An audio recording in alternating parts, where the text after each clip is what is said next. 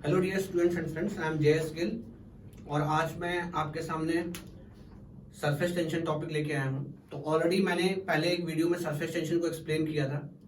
अगर आप surface tension अभी तक नहीं समझ पाए हैं तो उस वीडियो का लिंक डिस्क्रिप्शन में दिया हुआ है। आप उस वीडियो को देख के सरफेस टेंशन का एक आइडिया ले सकते हैं। आज मैं आपको सरफेस टेंशन से रिलेटेड कुछ प्रॉब्लम्स सॉल्व कराऊंगा। इन प्रॉब्लम्स के थ्रू आप सरफेस टेंशन को और बेटर समझ पाओगे। तो आप अगर आपको सरफेस टेंशन क्लियर नहीं है तो आपको वीडियो का जिसमें मैंने सरफेस टेंशन पढ़ाया हुआ है उसका लिंक डिस्क्रिप्शन में दिया है, आप वहां जाके सरफेस टेंशन को समझ सकते हैं। तो ये मेरे पास कुछ क्वेश्चंस हैं जिनको मैं डिस्कस करूंगा। इस क्वेश्चंस का जो PDF है वो भी आपको डिस्क्रिप्शन में मिल जाएगा, वहां से आप लिंक मिल जाएगा, वहां से आप क्लिक करके इसको डाउनलोड कर सकते हैं। राइट, तो मैं सरफेस टेंशन के कुछ कॉन्सेप्ट्स को थ्रू क्वेश्चंस एक्सप्लेन करने की कोशिश करूंगा। तो स्टार्ट करता हूं मैं अभी का ये वीडियो। तो आप ये PDF ले लें, पहले लिंक में क्लिक करके ये PDF देख लें, उसमें क्वेश्चन आपको मिल जाएंगे। मैं डायरेक्टली क्वेश्चंस को सॉल्व कर रहा हूँ। तो एक रिक्वेस्ट ये भी है कि पहले आप क्वेश्चन देख के फिर सोल्यूशन देखें, that would be better. So question number 1, देखो हमें ये पता है कि बिकॉज ऑफ सरफेस टेंशन, मान लो कहीं पे let's say we have a container,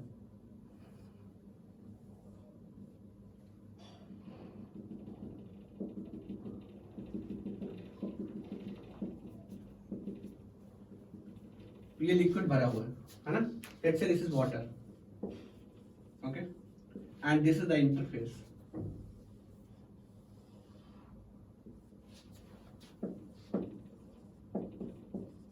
सो हमें पता है because of surface tension this liquid surface behaves like a stretched elastic membrane.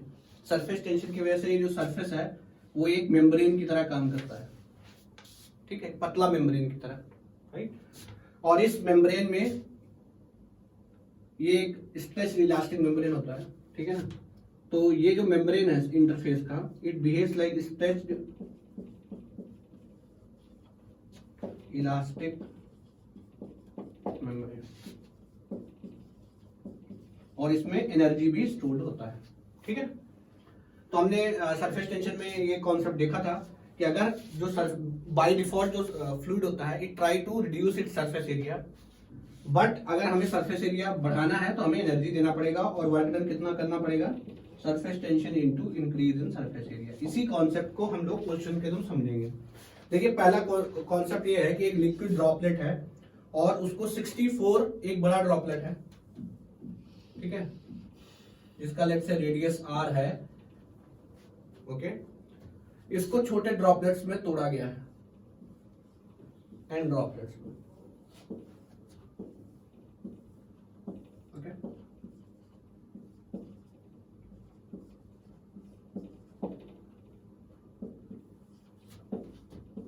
n drops of equal size, okay. कह रहा है कितना वर्क डन करना पड़ेगा। पहले ये चीज समझने की बात है कि अगर हम एक बड़े ड्रॉपलेट को छोटे ड्रॉपलेट्स में तोड़ेंगे तो हमें वर्क क्यों करना पड़ेगा, इसलिए करना पड़ेगा क्योंकि इसका सरफेस एरिया कम होगा और इनका सरफेस एरिया ज्यादा होगा। राइट, तो जब ये कोई भी ड्रॉप टूटता है तो उसका सरफेस एरिया बढ़ जाता है, और वो इंक्रीज, अगर आपको सरफेस एरिया अपने आप तो बढ़ेगा नहीं, उसके लिए आपको एनर्जी देना पड़ेगा, वर्क देना पड़ेगा। और ये जो वर्क है ये सरफेस का जो इंटरफेस है उसकी एनर्जी के रूप में स्टोर हो जाएगा इस मेम्ब्रेन के अंदर। राइट, अब आप सोचो ये आपको वर्क डन निकालना है, सिंपली आप कितना सरफेस एरिया बढ़ा इंटू सरफेस टेंशन, कितना वर्क डन करना पड़ेगा। इसको हम उल्टा भी सोच सकते हैं। देखो जब बड़ा ड्रॉपलेट छोटे ड्रॉपलेट्स में टूटेगा तो हमें एनर्जी देना है। अब सोचो हम उल्टा करें, इन सारे को इकट्ठा करके एक ड्रॉपलेट बना दें, तब एनर्जी रिलीज होना चाहिए। क्यों, अगर बड़े ड्रॉपलेट्स इकट्ठे होके एक ड्रॉप बन रहा है तो एनर्जी रिलीज हुआ ना। बड़े ड्रॉपलेट को तोड़ने के लिए एनर्जी चाहिए, तो छोटे ड्रॉपलेट्स को मिला के एक ड्रॉप बनाएंगे तो उतना एनर्जी रिलीज भी तो होगा ना। तो वो भी क्वेश्चन बनता है कि अभी यहाँ पूछा कितना वर्क डन आपको करना पड़ेगा यदि आप एक बड़े ड्रॉपलेट को छोटे ड्रॉपलेट्स में तोड़ रहे हो। बाद में वो पूछेगा कितना एनर्जी रिलीज होगा अगर हम इनको कंबाइन करके एक ड्रॉपलेट बना दे, वो भी क्वेश्चन है और हम लोग वो क्वेश्चन भी देखेंगे। तो सिंपल, ओके, मैं स्टार्ट करता हूँ। क्या होगा इंक्रीज इन सरफेस एरिया। देखो सरफेस टेंशन, स्प्लिट होने से पहले का सरफेस, बाद का सरफेस एरिया क्या है? एक ड्रॉप का है 4 pi r square. N drops का कितना होगा? एन से मल्टीप्लाई कर दीजिए। स्प्लिट होने के पहले का सरफेस एरिया क्या है? 4 पाई आर स्क्वायर। अब मुझे क्या करना है, देखो ये स्मॉल आर तो हमें पता नहीं, तो कैपिटल आर के टर्म में लिखना है। तो मैं इसको हटा रहा हूं अभी। जिन लोगों को सरफेस टेंशन पूरी तरीके से क्लियर नहीं है वो पुराना वीडियो देख के सरफेस टेंशन को क्लियर कर सकते हैं, और जिन लोगों ने सरफेस टेंशन को समझ रखा है वो इन क्वेश्चन के थ्रू अपना कॉन्सेप्ट बूस्ट कर सकते हैं। तो हम आर और कैपिटल आर का रिलेशन रखेंगे। देखिए इन लिक्विड को हम एक इनकम्प्रेसिबल फ्लूइड मानते हैं, तो स्प्लिट होने के पहले और बाद का वॉल्यूम सेम होगा। स्प्लिट होने से पहले का क्या वॉल्यूम है? 4/3 पाई आर क्यूब। बाद का क्या वॉल्यूम है? For one drop the volume is 4/3 pi r cube. For n droplets we have to multiply with n. So small r will be simply capital R n to the power 1/3। कहां से आया? देखो ये cut जाएगा, small are, ये n इधर आ जाएगा तो क्यूब जाएगा, तो ये रिलेशन बन। इसको उठा के यहां रख दो। स्मॉल आर ये क्या आ जाएगा? आर स्क्वायर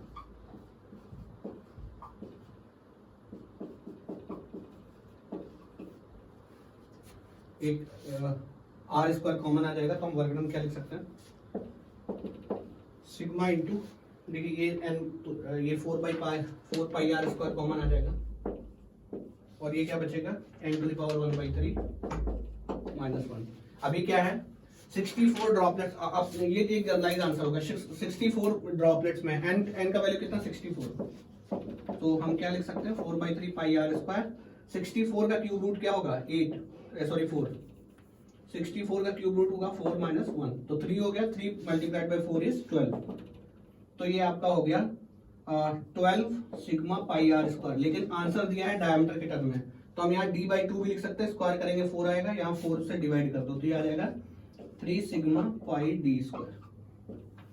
ये इसलिए कन्वर्ट किया because answer given is in diameter. So first question का आंसर क्या बनता है? सी, बी फॉर बॉम्बे। ओके, तो ये मैंने पहले जनरलाइज सॉल्व किया, फिर बाद में वैल्यू पुट कर दिया। आई होप कि ये आप चीज समझ गए होंगे कि ये जो आपको वर्कडन क्यों करना पड़ रहा है। जो वर्कडन आपने किया है वो सरफेस में, ये जो मेम्ब्रेन है ना, इसके अंदर स्टोर हो गया। अब ये वापस जब इकट्ठे होंगे, कोलैप्स होगा, एक ड्रॉप बनेगा, तो उतना ही जितना आपने वर्कडन किया ना उतना रिलीज हो जाएगा एनर्जी। ठीक है, next question. Large number of liquid drops each of radius A, वही उल्टा जो मैं बता रहा था आपको पहले। इसमें नंबर दे दिया है, कुछ नंबर है मान लो, सेम उल्टा हो रहा है। n ड्रॉपलेट्स है, इनका रेडियस a है, ठीक है, और ये इकट्ठा हो रही है और एक बड़ा ड्रॉपलेट बना रही है, तो अभी एनर्जी रिलीज होने वाला है। और वो क्या कर रहा है कि जो एनर्जी रिलीज हुआ, वो एनर्जी जो रिलीज हुआ वो इसका काइनेटिक एनर्जी बन गया। ठीक है ना, जितना वर्क डन होगा वही तो एनर्जी रिलीज होगा यहाँ पे। तो एनर्जी रिलीज जो होगा वो इसका बन गया काइनेटिक एनर्जी, और वो क्या होगा? वही वर्क डन जो पिछले वाले क्वेश्चन में था। तो वर्क डन क्या हुआ? सरफेस टेंशन इनटू, यहाँ रिडक्शन हुआ, रिडक्शन इन सरफेस एरिया कितना होगा? देखो यहाँ पे सरफेस एरिया कितना है, let's say n into 4 pi A square, और कोलैप्स होने के बाद क्या बना है? 4 पाई बी स्क्वायर। राइट, अभी हम इनमें रिलेशन एस्टेब्लिश कर सकते हैं। देखो 1/2 मास, मास क्या होगा? Density, right, and density multiplied by volume.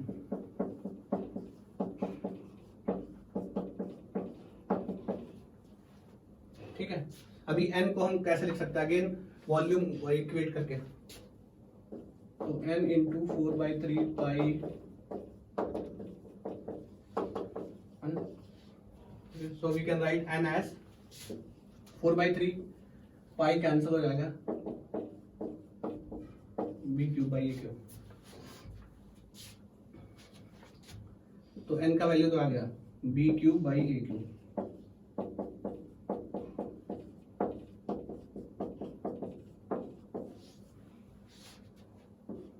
Cancel हो गया।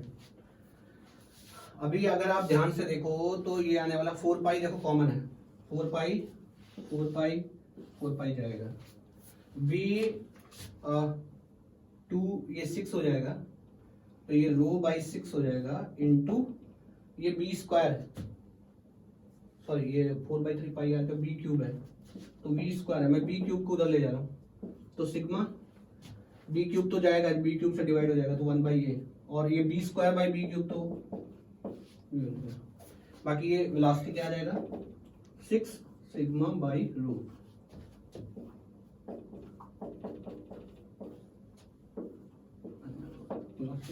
ये 6 यहाँ जाएगा, रो से डिवाइड हो जाएगा।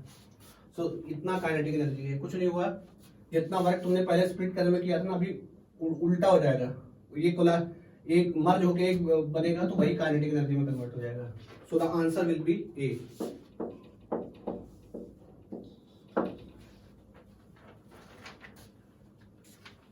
तो सारे कॉन्सेप्ट है किस चीज को दिखा रहा है, इस सारा कॉन्सेप्ट इस चीज को दिखा रहा है कि जो सारा एनर्जी आपका सरफेस टेंशन की वजह से वो किस में स्टोर हो रहा है, सरफेस एनर्जी के रूप में।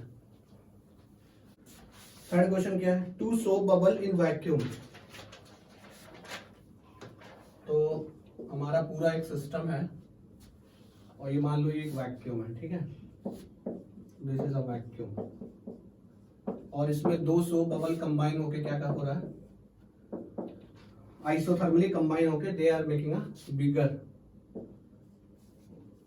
Bubble of radius are.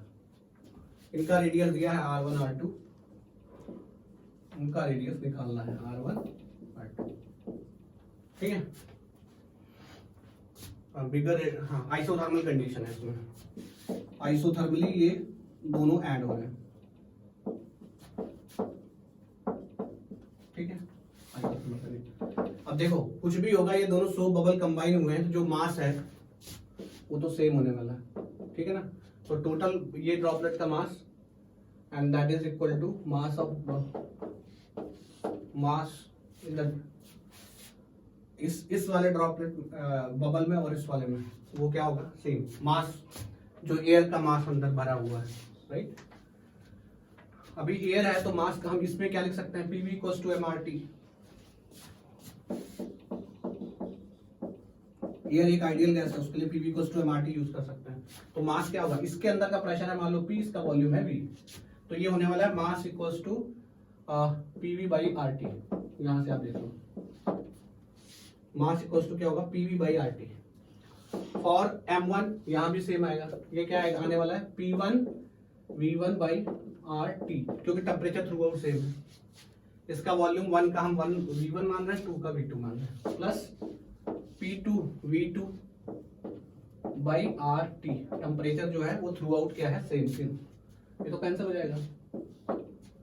PV equals to क्या आएगा, P1 V1 plus P2 V2, okay.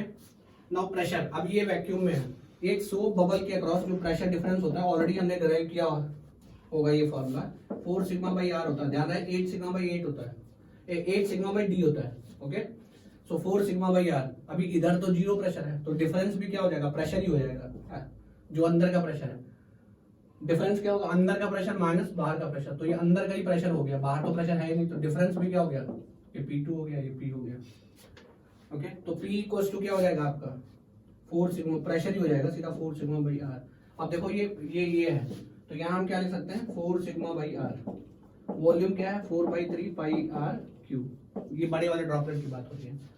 अच्छा P1 को हम क्या लिख सकते हैं, P1 यहाँ पे 4 सिग्मा, सरफेस टेंशन तो सेम रहेगा 4 sigma by R1, okay, let me write here as R1, okay.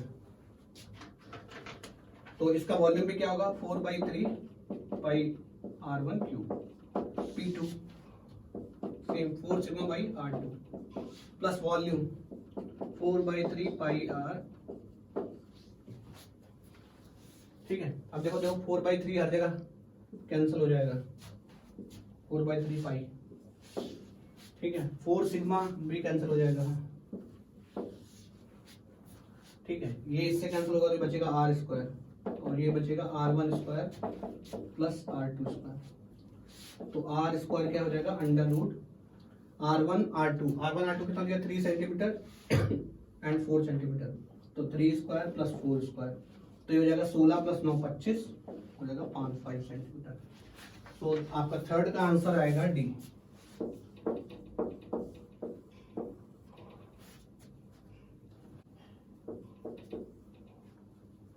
8 centimetre soap bubble is enlarge by blowing air into it. तो एक सोप बबल है, मान लो उसका डायमीटर 8 सेंटीमीटर है, तो रेडियस कितना होगा 4 सेंटीमीटर। इसको हवा भर के फुलाया गया,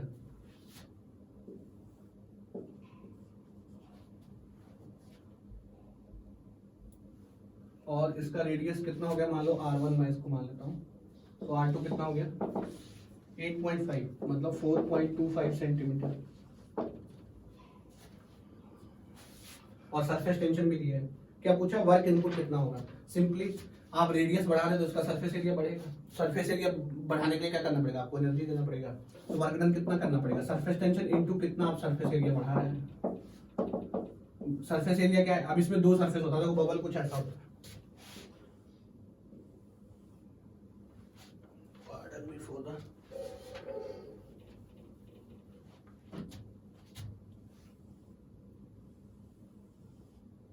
ये बहुत कम पतला,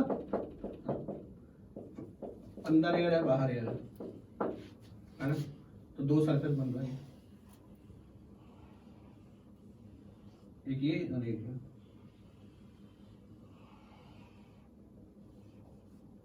है ना, 2 सरफेस है। तो इसका सरफेस एरिया क्या होगा, ध्यान है 4 पाई आर स्क्वायर, एक होगा स्क्वायर है ना, अब 2 है तो 8 पाई आर स्क्वायर। पहले कितना था 8 पाई R1 स्क्वायर। वैल्यू पुट कर दो, सिग्मा का वैल्यू क्वेश्चन में ही दिया है 0.039 इंटू 8 पाई कॉमन आ जाएगा। R2 क्या है,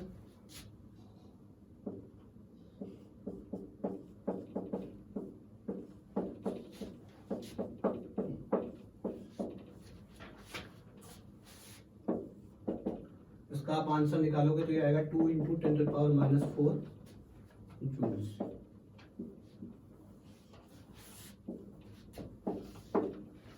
राइट, अगेन वही कॉन्सेप्ट, सरफेस एरिया बढ़ाओगे तो आपको वर्क डन करना पड़ेगा। 5th क्वेश्चन बहुत अच्छा क्वेश्चन है, और इसमें हीट ट्रांसफर भी इन्वॉल्व है। राइट, तो ये क्या बोल रहा है, on heating water bubbles are formed at the bottom of the vessel, detaches and rises. Take the bubble to be sphere of radius capital R, making a circular contact of radius R with the bottom of the vessel. ठीक है, और हमको small r निकालना है। ठीक है, मान लो ये कंटेनर है,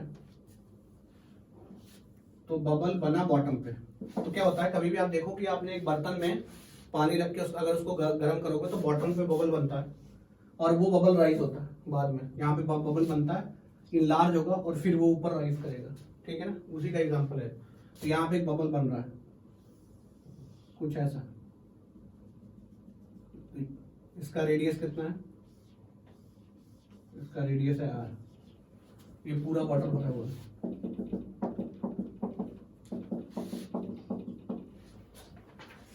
ये बॉटम पे सर्कुलर कांटेक्ट बना रहा है,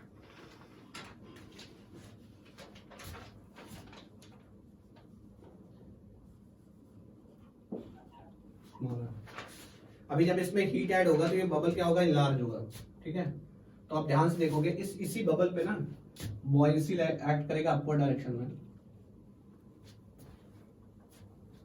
और जो आपका टेंशन होगा, सरफेस टेंशन की वजह से फोर्स होगा, वो होगा डाउनवर्ड। राइट, तो ये सरफेस टेंशन इसको अटैच करके रखना चाहेगा, बॉयंसी इसको ऊपर तोड़ के लेके जाएगा। भाई देखो ये लिक्विड है ना, इसमें ये बबल है, तो ये जो बबल है इसने लिक्विड का वॉल्यूम डिस्प्लेस किया है, तो उस पर बॉयंसी लगेगा, ये राइज होने की कोशिश करेगा, और सरफेस टेंशन इसको पकड़ के रखेगा। तो अब देखो ये सर्कुलर कांटेक्ट है ऐसे, ये पूरा ये वाला है ना, ये अगर मैं इसको इनलार्ज करूं तो ये ऐसे है R रेडियस का सर्कुलर कांटेक्ट बॉटम पे, तो मैं इसको ऐसे पकड़ता हूँ, तो यहाँ पे आप देखोगे टेंशन ये खिंचा हुआ है ना, तो टेंशन आपको मिलेगा ऐसे,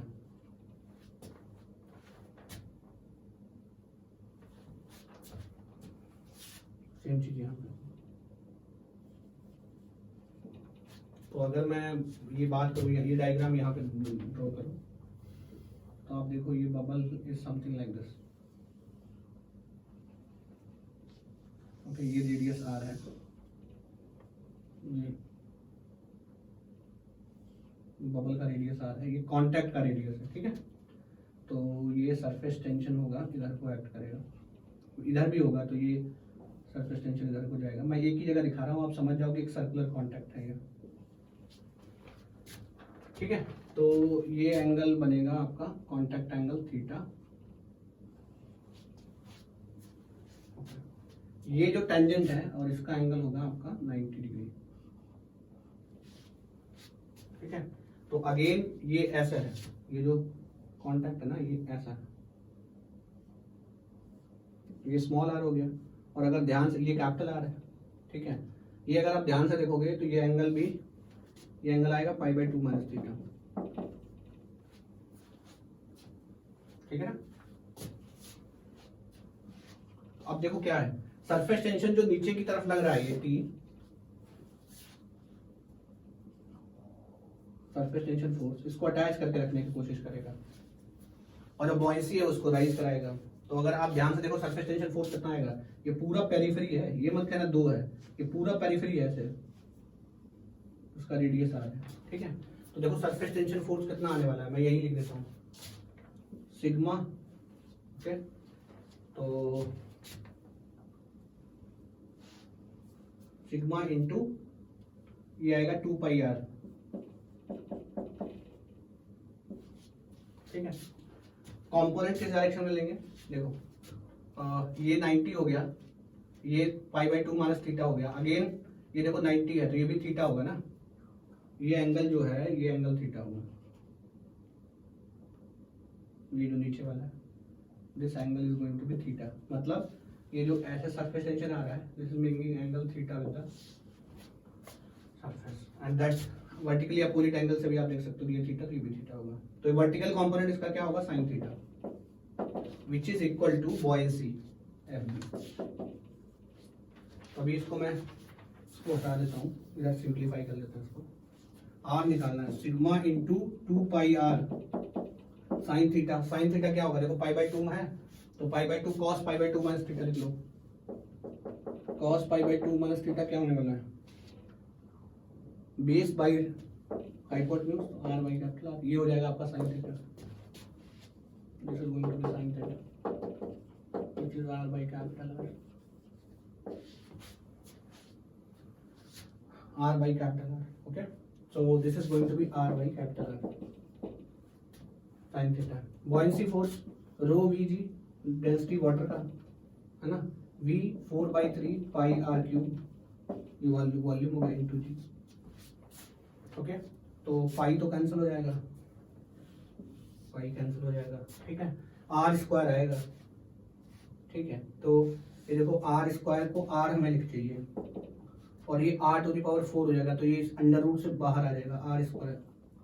बाकी ये कितना बनेगा, देखो ये 2 यहाँ आ जाएगा, I think everything is right, 2πr okay, 4/3πr, so correct. So this is going to be रो भी अच्छा, ओके। ये तो 2 यहाँ से कैंसिल हो जाएगा, okay. So this is going to be 2/3 rho W और ये G आ जाएगा, R टू द पावर 4 मैं पहले ही बाहर ले चुका हूँ, और ये सरफेस टेंशन आ जाएगा सिग्मा। और इस क्वेश्चन में आई थिंक सरफेस टेंशन को T से रिप्रेजेंट किया गया है, जो कि मैंने सिग्मा लिखा है, तो आप सिग्मा को T से रिप्रेजेंट करना, कोई उसका इशू नहीं है। ये इधर अंडर रूट भी आएगा, ठीक है। तो ये हो गया आपका रेडियस स्मॉल r, क्या हो जाएगा ये capital R square 2/3 rho WG by surface tension. Question में सरफेस टेंशन को T से रिप्रेजेंट किया गया, तो ये लिमिटिंग रेडियस हो गया, ठीक है। अगेन आप समझने की कोशिश करो, ये बबल को सरफेस टेंशन नीचे खींच के रखेगा अटैच करके, और बॉयंसी ऊपर ले जाना चाहेगा। तो एक समय बाद जब आप इसमें हीट ऐड करते हो ना, तो उसका साइज ग्रो करता है, आर बढ़ेगा तो ये बॉयंसी फोर्स आपका बढ़ता जाएगा, और जब बॉयंसी फोर्स बढ़ता जाएगा तो एक समय के बाद ये सरफेस से टूट के बबल ऊपर राइज करेगा। तो कभी चाय बनाया हो तो देखो पानी रख के जब गर्म करते हो तो बॉटम पे बबल बनता है, फिर इससे टूट के उस सरफेस के ऊपर की तरफ राइज होता है। तो इसका राइट आंसर है A. It is very good question. ऐसे क्वेश्चन जेईई मेंस में काफी बार आते हैं and they are very important for GATE. GATE वाले खासकर एक्सी वगैरह में पूछ सकते हैं। नेक्स्ट क्वेश्चन सिंपल है, एक यू टाइप का फ्रेम है, right. Surface tension of liquid is measured by a liquid film suspended on a U shape. तो आपने देखा होगा ये एक्सपेरिमेंट में भी यूज किया था, यू शेप्ड फ्रेम है।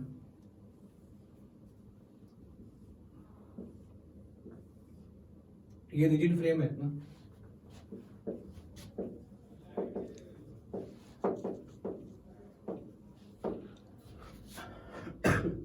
पार्डन में, ये मूवेबल फ्रेम है। अब इसको वाटर सोप सॉल्यूशन में ले जाके निकालोगे तो ये एक फिल्म बन जाएगा यहाँ पे। और ये सरफेस टेंशन को नापने का एक तरीका भी है, ठीक है। अभी आप देखोगे तो ये वायर है, इसको कट सेक्शन मारोगे तो सर्कुलर सेक्शन निकलेगा, इसको यहाँ से कट करोगे तो, ठीक है। अब देखोगे तो ये जो बिकॉज ऑफ सरफेस टेंशन ये जो आपका वायर है, इसको ये फिल्म पीछे खींच रहा होगा ऐसे,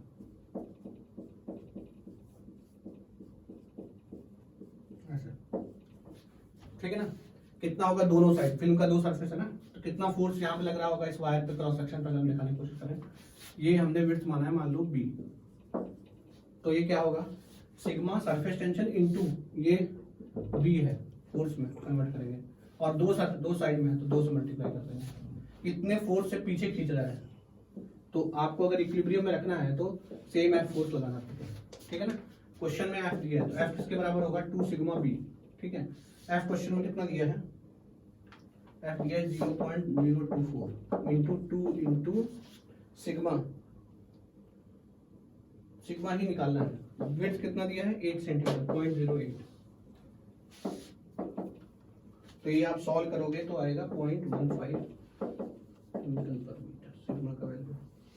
this is one of the experimental way of measuring the surface tension. So right answer is A for this question. So I hope कि ये जो क्वेश्चंस मैं करा रहा हूँ ये आपको बहुत अच्छे लगे होंगे। आप कमेंट में अपनी राय जरूर व्यक्त करें कि आपको ये क्वेश्चंस कैसे लगे और इससे आपका टॉपिक का समझ थोड़ा बढ़ा या नहीं बढ़ा। फ्यूचर में हमें ऐसे और सेशंस में प्लान कर रहा हूँ, तो हमें और सेशंस प्लान करने चाहिए नहीं करने चाहिए, आप कमेंट बॉक्स में कमेंट करके अपनी राय जरूर व्यक्त करें। और इस वीडियो को ज़्यादा से ज़्यादा आप शेयर करें, लाइक करें, कमेंट करें, ताकि ये मैक्सिमम लोगों तक पहुँच सके। Thank you very much.